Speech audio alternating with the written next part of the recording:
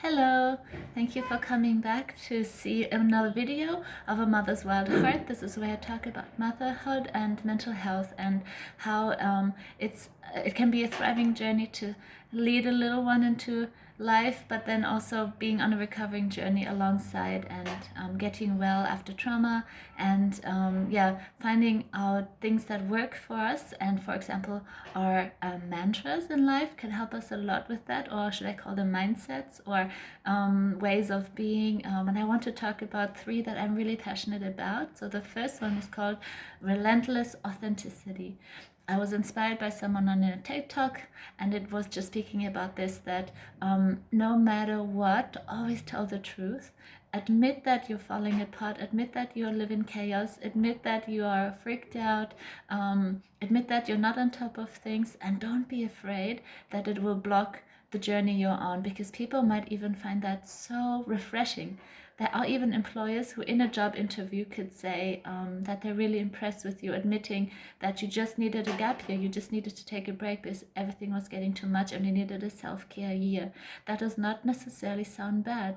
That does sound like you are looking after yourself and that you've now returned with a much fresher perspective rather than someone who's just ran out of steam and looking for this perfect opportunity to not really feel equipped for. So it's actually really good to say that you're way out of your depth and take little steps and it will always work out. The second thing was to surrender the outcome, and this is huge for me. I find that so important because I can get so caught up in wanting the outcome that I can sometimes not even see it happen. Sometimes I think it's in a distraction and I force my way through, and then I realize it was there all along. That has happened as well. So that in alongside with, if the outcome doesn't happen, we cannot, make everything dependent on this one outcome, because maybe the outcome's going to look a little bit different, maybe very different, but it can still be good or it can be better.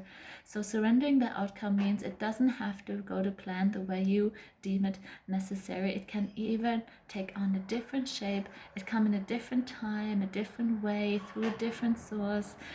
It can cost you more than you've expected. So sometimes, this is what I've learned as well, we've been house hunting and our budget has been creeped up more and more just because we don't find anything for the goal that we had set out to find. And maybe it's just time to expand. It's time to raise the borders and just be like, okay, we're just gonna make it happen.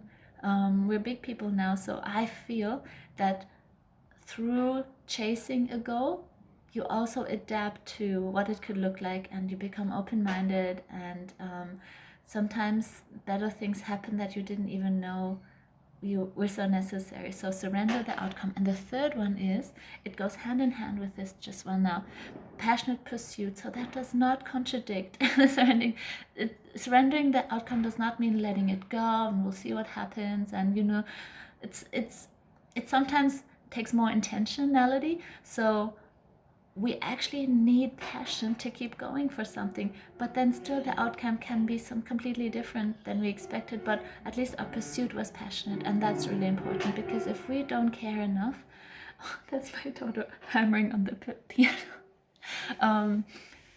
If the outcome could actually lead us to I've lost my train of thought. I think I said enough. Maybe I'm just waffling, and that's why I've lost my words, because maybe I've said them all. So I'll repeat them one more time. Relentless authenticity. That is just a refreshing way of being without masks, and it will definitely lead into a freer world where people can admit how they're really feeling and don't have to pretend that things are excellent when they're not, and they hardly are excellent. The other one was surrender the outcome, and the other one was passionate pursuit. So yeah, that's what I was saying.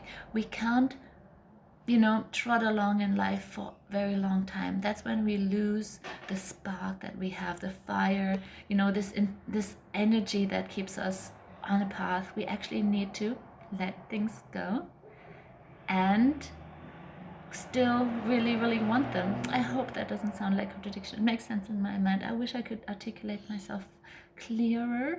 I'll probably do another video on this to go more into detail into my story and what these 3 points look to me. But this is the theory. So I'll send out the theory first, and then I flesh it out with examples of how I had to go through these things. I hope it means something to you. Speak to you soon. I love you.